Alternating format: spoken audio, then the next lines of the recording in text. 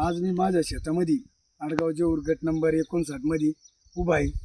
आज माझ्या शेतामध्ये पूर्णपणे माझी मक्का जळालेली मी हे बघा अशी मक्का जळालेली।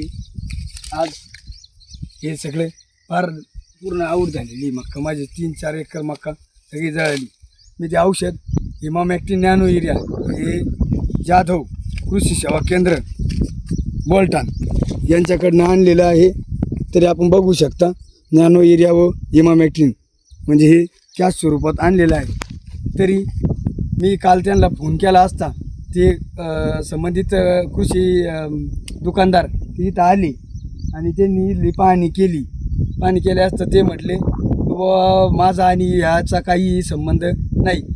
तरी पण परंतु मी या शेतामध्ये दुसरं कोणतंही औषध मारलेलं नाही आहे। तुम्ही बघू शकता इथं जर आम्ही टिंजर त्यांचं म्हणणं झालं टिंजर वगैरे टिंजरनी काँग्रेस जळतं, टिंजरनी तुम्ही बघू शकता हे म्हणजे पूर्णपणे इथं हिरवगार आहे। हे बघा हे पण हिरवगार आहे, कुठंही याला कुठलाही तणनाशक मी मारलेलं नाही आहे।